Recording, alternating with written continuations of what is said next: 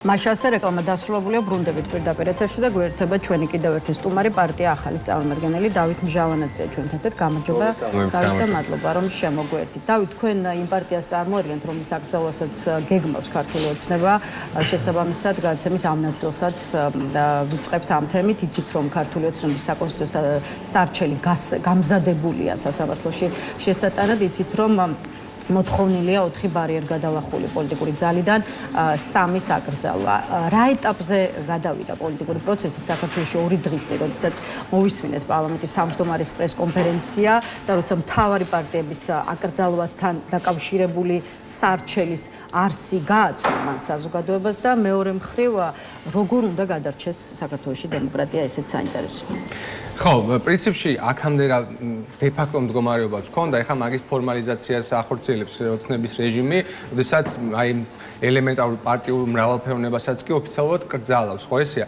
თუმცა ჩვენ ეხლა უნდა ვიცოდეთ, რომ აი ამ აკრძალვის გარეშეც ისედაც აქ საარჩევნო პოლიტიკური პროცესი ქართული ოცნების გამოისობით, ისედაც მკვდარი იყო განსაკუთრებით შარშან საპარლამენტო არჩევნების შემდეგ და იმ არჩევნების შედეგად, როდესაც პირდაპირ აღმოჩნდა, რომ აქ არჩევნები აღარ ტარდება. შესაბამისად პოლიტიკური პროცესი არა საარჩევნო უბნებზე ან რაღაცა ინსტიტუციებში, რომელიც აღარ დარჩა არც ერთი თავისუფალი და ნეიტრალური, არამედ ქუჩაში და სხვა ტიპის ასე ვთქვათ საპროტესტო მოძრაობების მხრივ არის მთავარი პოლიტიკური პროცესი ამ ქვეყანაში. ხა ჩვენთვის ეს აკრძალვა რეალურად არაფერს არ ცვლის და არაფერს არ ნიშნავს. ისედაც რა ვიცი, ჩვენს პარტიას ყველა ლიდერი ციხეში ყავს და ჩვენს კოალიციას მაქსიმალური შევიწროება და მაქსიმალური რეპრესიები არის ისეთ ოცნების მხრიდან კარგახანია და მაგის მიუხედავად ვარსებობთ ახალი წევრებიც კი გვემატება, პროტესტსაც ვაძლიერებთ და თქო ჩვენ პოლიტიკურ საქმიანობას ავჭყოთ. ოცნებას შეიძლება გონია, რომ ეხა ფურცლაზე თუ აღგზალავენ, ამით აიგზალება განსხვავებული აზრი ამ ქვეყანაში და აიგზალება მათ მიმართ წინააღმდეგობა, მაგრამ ეგ მასე არ მოხდება და ეხა გასაგებია ის რა ფაზაში ეგენი შევიდნენ, ეგეთ რაღაცებს უკვე თავისთავსაც აჯერებენ და ალბათ ივანიშვილსაც აჯერებს კობახიძის გუნდი, რომ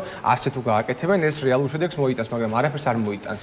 ეგ იქნება ისევ მათთვის დამაზიანებელი და მე დარწმუნებული ვარ, რომ ქართული ოცნების ამომრჩევლებიც კი თუ ვინმე არის და გულშემატკივრები არც მაგათთვის იქნება, ყოველ შემთხვევაში მათი დიდი ნაწილისთვის არ იქნება ეს გადაწყვეტილება გასაგები და ადეკვატური, იმიტომ რომ ბოლოს როცა ეგეთი მდგომარეობა ამ ქვეყანაში იყო, ეს იყო ზუსტად 35 წლის წინ, როცა კომუნისტურ რეჟიმს ჰქონდა აკრძალული ყველა სხვა პარტია და მაშინ ზუსტად 90 წლის 28 ოქტომბერს პირველად ჩატარდა ამ ქვეყანაში მრავალპარტიული არჩევნები და საქართველოს უარი უთხრა აი იმ რეჟიმს, რაშიც ცხოვრობდით მანამდე ასპირლების განმავლობაში და ხელისუფლებამ ოცნებამ 35 წლის თავზე გადაწყვეტა, რომ მანდ უნდა დავბრუნდეთ და მის გარდა უნდა აკრძალოს ყველა და ეგ ვერ მოხდება.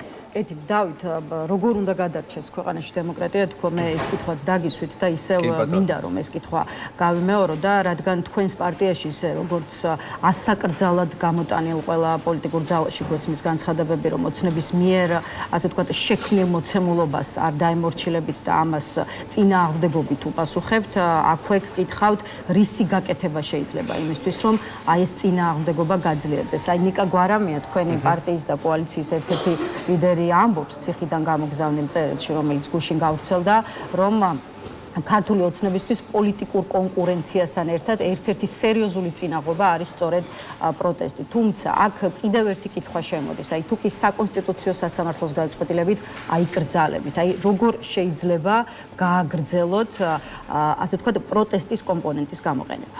ნახეთ, ისედაც აქამდე მთავარი ეს პოლიტიკური პროცესი და მთავარი დემოკრატიის გადამრჩენი პროცესი და აი მათ შორის ნიკამელიას თქმებს გავიხსენებ, მთავარი პროცესი, რომელიც საქართველოს გეოპოლიტიკურ რუკაზე ჯერ კიდევ ნიშნავს, ეს არის რუსთაველის პროტესტი და შესაბამისად მთლიანად ის პროტესტი, რომელიც ქვეყანაში მიდის.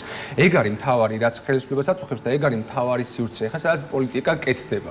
სხვა სივრცე აღარ არსებობს, ეს დიდი ხანია. ხა შეიძლება ვიღაცებისთვის ეს რაღაცა რადიკალურ ფორმად არის მიჩნეული, შეიძლება ვიღაცისთვის ეს თლად რაღაცა მოსაწონი ფორმა არ არის, მაგრამ ხა ისტორიულად ამ ასეთ მშვიდობიან პროტესტებს იმპერიები წაუქცევია, რა ვიცი, ინდოეთში მაჰათმა განდის მიერ, საბჭოთა კავშირიც ამან დაანგრია და ბევრი სხვა იმპერიები. ეს არის, რა ვიცი, ნაცადი, დემოკრატიული და ისეთი ყველაზე რაღაცა ხალხოსნური გზა, როდესაც სხვა გზა აღარ რჩება, მით უმეტეს რომ რეჟიმს ებრძოლო და ამას ისედაც ვაკეთებდით და ეხა ამ აკრძალვის მერე თუ დავაჩქარებთ რაღაცა პირობითად ძალისხმევის გაერთიანებას და ამ პროტესტის გაძლიერებას, თორე სხვა უარყოფით შედეგი ამას არ ექნება. აქამდეც ეგ იყო გასაკეთებელი, რომ მეტი ორგანიზება გვჭირდებოდა, მეტი კოორდინირება გვჭირდებოდა სამოქალაქო და პოლიტიკურ ჯგუფებს, რომ პროტესტი გაგვეძლიერებინა ქვეყნის შიგნით დეზინფორმაციასთან გვებრძოლა უფრო ეფექტურად და ქვეყნის გარეთ ერთხმაში გველაპარაკა. ეს იყო ყოველთვის საჭირო, განსაკუთრებით ბოლო ერთ წელიწადში ეს აღმოჩნდა, რომ ეს არის მთავარი საჭიროება, რაც ჭირდება ქართულ ოპოზიციურ სპექტრს და აი ეს აკრძალვა, ეხლა ამაში თუ დაგვეხმარება და უფრო დაგვაჩქარებს. არ გექნებათ პარტიულ ოფისებში ყოფნის უფლება, მაგრამ დარჩებით ქუჩაში და დარჩებით კიდევ უფრო უფლება რატო არ გვექნება? ეგ კიდე გასარკვევია ზუსტად რას გულისხმობენ, ხო? ანუ ოფისში შესვლას როგორ ამიგზავნებენ, რაღაც შენობაში შეგვიძლია ყველა შევიკრიბოთ, ხო? ანუ გასაგები რომ არ გვექნება საარჩევნო მონაწილეობის უფლება, რას თქვა კობახიძე. ეს თავის მხრივ ხო არ ნიშნავს იმათ, რომ ერთგვარად 21 საუკუნის რაღაცა ახალ დისიდენტურ მოძრაობას მივიღებთ და მივიღებთ არაფორმალურ გაერთიანებებს, რასაც იცი რა, სამი ათეული წლის წინ არაფორმალებს ეძახდნენ თავის ძროზე ეროვნულ გამათავისუფლებელი მოძრაობის წევრებსაც, მათ შორის მერაბ კოსტავას ზვიად გამსახურდია, ეს არაფორმალებს ეძახდნენ, ეს კომუნისტები და ეს არაფორმალობა, ეს ჩვენი არჩევანი კი არ არის, ეს არის ხელისუფლების მიერ შექმნილი რაღაც რეალობა და არაფორმალობა. რა თქმა უნდა, ეს ფაქტობრივი მოცემულობაა რა. ეხლა არჩევნებში თუ შეგვეძლო მონაწილეობა, თქვა 4 ოქტომბრის მუნიციპალურ არჩევნებზე, რა მივიღეთ მონაწილეობა თუ რა მაინც არ შევედით, იმიტომ რომ უკვე გასაგებია რომ ყალბი პროცესია და ეხლა თუ ფორმალურად არ შეგვეძლება აი ამ ყალბ არჩევნებში შესვლა, ეგ მაინც არაფერს არ გვისვლის ჩვენთვის. ჩვენ მაინც უნდა ვიცოდეთ, რომ ამ ქვეყნის დემოკრატიული განვითარების ბედი გადაწყდება პროტესტის მიერ და ქუჩაში. და აი ამ გადაწყვეტის შედეგად ამ ქვეყანაში ჩატარდება ახალი სამართლიანი არჩევნები, სადაც რა თქმა უნდა ყველას ექნება მონაწილეობის უფლების მიღება, მათ შორის ქართულ ოცნებასაც და ვისაც როგორც მიანიჭებს ხალხი მხარდაჭერას, იმის მიხედვით გადაწყდება ამ ქვეყნის სამომავლო ხელისუფლებისა და სამომავლო განვითარების ბედი. ამიტომ ჩვენთვის ეგ არაფერს ახლავს არ ცვლის საერთოდ, იმიტომ რომ არჩევნები არის მოსაპოვებელი.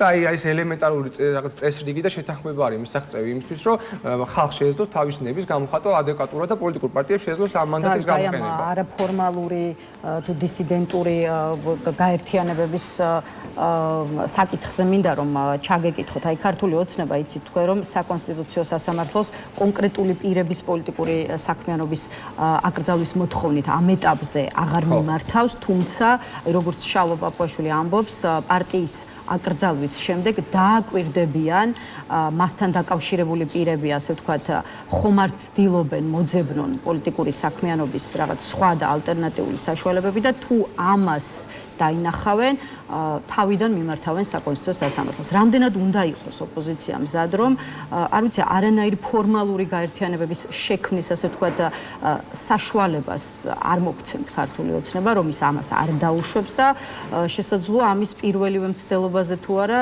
რომელიღაცა მცდელობაზე მაინც საერთოდ საპატიმროში ამოაყოფინოს თავი კიდევ არაერთ პოლიტიკას. ნახეთ, ეს ფორმალური გაერთიანების ეს არასდროს არ ყოფილა ჩვენი რაღაცა თავარი მიზანი, რომ აი ფორმალურად თუ რაღაც სახელი არ ქვია ან რაღაცა ბრენდის ქვეშ არ ვართ გაერთიანებული, ისე ვერ ვიფუნქციონირებთ, ხო, ეგ არც გვიფიქრია არასდროს. საარჩევნო ნომერიც რო წაგვართვეს, მაგაზეც არ ქონია რეაქცია, იმიტომ რომ არაფერს არ ნიშნავდა თავის მხრივ, არც ნომერი და არც დასახელება, იმიტომ რომ თავარი არის იდეა და თავარი არის ადამიანები, რომლებსაც ეს იდეა გვაერთიანებს. ხო ესეა და ხა რას იზამენ? აი კერძო პირებს თუ აი მე თუ ამიგზალავს, ეხა მაგალითად კომუნისტი გია ვოლსკი თუ მე ამიგზალავს პოლიტიკაში ყოფნას. აი რას იზამენ, რომ სახლიდან არ გამომიშვებენ თუ ამ ეთერში ვერ მოვალ თუ ინტერნეტ სივრცეში ვერ ვიტყვი იმას, ისე თქმაც მინდა. ანუ ეგეც ხო აღსასრულებოდა ხო ცოტა არანორმალური არის, რასაც იმუქრებიან. არა ეგ კი არა, ეხაც იმუქრებოდნენ აღგზავნოთ კერძო პირებსო და მაგასაც ვერ შვებიან, ხო, იმიტომ რომ არაადეკვატურია თუ რა ქვია, კერძო პირების აგზავნა უნდა დაიწყონ, იმიტომ რომ რაღაც წინა ხელისუფლების ნაწილი იყო ვიღაცები, მაშინ ნახევარი მათი რეჟიმის ისინი რა ქვია, წარმომადგენლები ასაკძალი არიან და ნახევარი წინა რეჟიმის წარმომადგენლები და წინა ხელისუფლების წარმომადგენლები არიან მისი წევრები, ხო ესეა? ამიტომ არაფერს არ გვიცვლის ეგ რა ჩვენ რეალურად და ლაპარაკს ვერავინ ვერ აგვიგზალავს, ხალხთან კომუნიკაციას ვერავინ ვერ აგვიგზალავს და ერთმანეთთან კოორდინაციასაც ვერავინ ვერ აგვიგზალავს. ფორმალობა არაფერში არ გვჭირდება. მთავარი არის საქმით და აი ამ ძალისხმევით ვიყოთ გაერთიანებული და ეს საქმეში გამოიხატოს. როგორც პროტესტის გაძლიერების, ასევე საგარეო ფრონტზე და უბრალოდ ფიზიკურად შეუძლებელია იმის გაკეთება, მაშინ უნდა დაამყარონ სტალინური რეპრესიები და სტალინური ტოტალიტარიზმი, როცა გაწყვიტა 10000 აი იოსებ სტალინმაც კი ვერ მიაღწია მაგ ტიპის აზრის ჩახშობას ამ ქვეყანაში, სანამ არ გაწყვიტა 10000-ობით ადამიანი 37-38 წლებში. მანამდე იმდენი აჯანყება მოხდა, იმდენი, ასე ვთქვათ, წინააღმდეგობა იყო, რომ სტალინია ისიც კი ვერ ერეოდა ამ ყველაფერს, ხო, მათ შორის პატარა საქართველოში. ხო და ესენი რას მოერევიან, რას იზამენ, რომ სახლიდან გამოსვლას აგვიძალავენ, ვერ მოხდება ეს ყველაფერი. დავით, ნაციონალურ მოძრაობაზე მინდა გკითხოთ, რომლის დამოკიდებულებაც ასეთია პარტიების აკრძალვის მოთხოვნაზე, ეს ვითარება შეიძლება გახდეს შესაძლებლობა, რათა ერთიან ფორმატში და ფრონტში გავერთიანდეთო და მორიგ ჯერზე კეთდება მოწოდება ოპოზიციური სპექტრის მისამართით, რომ მკვდარი პოლიტიკური პროცესის გაცოცხლებისთვის გამოიყენოთ, ასე ვთქვათ, ის ვითარება, რომელიც შექმნა ქართულმა ოცნებამ. ლელოს წარმომადგენელსაც ვკითხე და თქვენც მინდა დაგისვათ კითხვა, იღებთ ნაცების შემოთავაზებას. აი შეიძლება ეს ვითარება ოპოზიციას ამ ვითარებამ ოპოზიციური სპექტრი, ასე ვთქვათ, პირიქით გაგაერთიანოთ და ერთიან სამუშაო მაგიდასთან დაგსვათ. ლელოს პასუხია სხვა შორის უარყოფითი და ამბობს, რომ მოკლედ ნაციონალურ მოძრაობასთან არ დასხდებიან. რას ფიქრობს ამ შეთავაზებაზე თქვენი კოალიცია? ხო, ვიცი, მე მაგას მიუხედავად იმისა, ვინ გააკეთა განცხადება, არ ვიცი, მე მაგას ხო, ამ შემთხვევაში მე თინა ბოკუჩავას, პარტიის თავმჯდომარის და ლევან სანიკიძის ხო, ნაციონალურ მოძრაობის შემოთავაზებას მაგას ვერ დავარქმევ, იმიტომ რომ ისე დიდი ხანია საჭიროება დგას, რომ გავაერთიანოთ ჩვენ ძალისხმევა და ამაზე ყოველ ჯერზე მიდიოდა მუშაობა სხვადასხვა პლატფორმის ფარგლებში, მათ შორის სალომე ზურაბიშვილის პლატფორმის გარშემოც მსგავსი სურვილი და მიზანი არსებობდა, 8 პარტიის ფარგლებში მსგავსი სურვილი და მიზანი არსებობდა. ის რამაც აი ამ ერთობას და ერთიანობას ხელი შეუშალა აქამდე მთავარი მიზეზი. ეს იყო, ასე ვთქვათ, ნათქვამის სიტყვის არ დაცვა და არა თანმიმდევრულობა სხვადასხვა სიტუაციაში, სხვადასხვა პოლიტიკური ძალების მიერ, ხო, მათ შორის არჩევნებში შესვლა, იქ საპარლამენტო კომისიებზე მისვლა, ეს იყო, ვთქვათ, ლელოსა და გახარიას მხრიდან პირველი მსგავსი ნაბიჯი, ოდესაც აი ეს ერთიანობის ფრონტი რაღაც მაშინ დაზიანდა და მოგვიწია რაღაც გადაწყობა და მე 8 პარტიის ფორმატში გაგრძელდა აი ამ წინააღმდეგობისა და პროტესტის გაძლიერება. მე ის უნდა ითქვას, რომ მათ შორის აი ამ 8 პარტიის ფორმატიდან გავიდა თავად ნაციონალურ მოძრაობა თავის დროზე და მან რაღაცა 4 ოქტომბრის, ასე ვთქვათ, მშვიდობიან რევოლუციაზე გააკეთა ფსონი და გასაგები იყო, რომ რაღაცა სხვა გზა აირჩიეს. ნახეთ,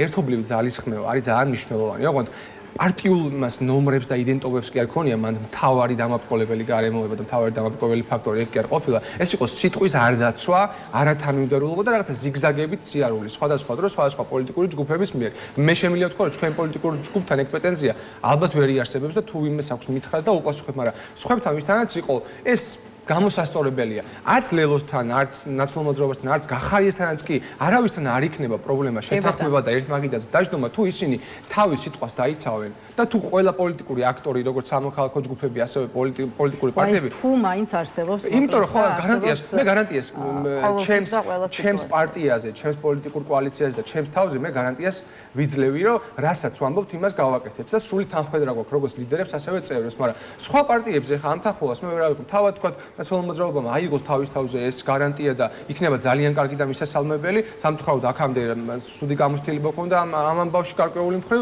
ლელომ და გახარიამ ხა ვერ დაждდება რას ნიშნავს ლელოს თავად აქ გადასაწყვეტი რა გზას ირჩევს.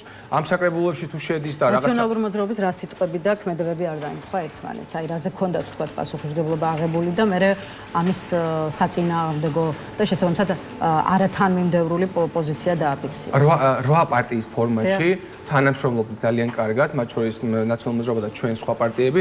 გვეგმავდით, ასე ვთქვათ, აქციებს, ვაძლიერებდით პროტესტს და ძალიან კარგი აქციებიც გამოგვივიდა. სექტემბრის თვეში ნაციონალურ მოძრაობამ მიიღო, ვთქვათ, მისმა პოლიცსაბჭომ მიიღო გადაწყვეტილება, რომ დაეჭირა მხარი 4 ოქტომბრის რაღაც მშვიდობიანი დამხობის რაღაც სცენარის, მშვიდობიანი რევოლუციის სცენარის რაც იყო, ხო? და გავიდა რვიანის ფორმატიდან. ეს იყო რაც გააკეთეს და ეხლა სამწუხარო იყო, მაშინაც შეცდომა იყო ეს ყველაფერი და რა თქმა უნდა, უბრალოდ წარსული შეცდომების ტყვეები ვერ გახვდებით, რა თქმა უნდა, პოლიტიკური პროცესი გრძელდება და მივესალმების თუ ამ ყველაფრის თვით რეფლექსია მოხდება და ისევ შევთანხმდებით და ასე შევთანხმდებით იმას გავაკეთეთ. ბოლო კითხვა უნდა დაგისვათ, აი 4 ბარიერ გადალახული პოლიტიკური სუბიექტიდან, როგორც უკვე აღნიშნეთ, ქართული ოცნება ითხოვს საკონსტიტუციო დონეზე 3 პარტიის აკრძალვას. აი რატომ ამოიღეს თუ არ ვიცი, ვერ მოხვდა გიორგი გახარიას პარტია ამ სიაში და ამ ჩამონათვალში, ესეც მინდა რომ კითხოთ და ამით დაგეშვა. თავად ყოფილი პრემიერის გუნდში ამტკიცებენ, ჯერ მათი არგუმენტებიც და მათი განმარტებაც მოვისმინოთ, რომ ქართულ ოცნებასთან არანაირ, ასე ვთქვათ, პოლიტიკურ ვაჭრობას ადგილი არ ქონია და ის რომ მათი პარტია არ არის ამ საკრძალ პარტიათა სიაში, უბრალოდ ქართული ოცნების ტრიუკია გათვლილი იმაზე, რომ აი ერთმანეთს გადაეკიდოთ ოპოზიციური ძალები.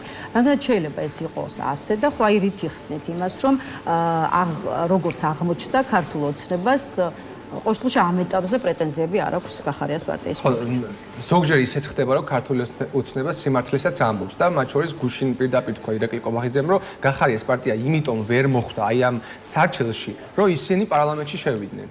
და ამით მათ ლეგიტიმაცია მიანიჭეს. ეს არის რაც პირდაპირ ითქვა ირაკლი კობახიძის მიერ და ხო ასე არის სამწუხაროდ გახარიეს პარტია გადყდა და აირჩია გზა, რაც არის აი რაღაცა საიმ სიმულაციაში მონაწილეობა.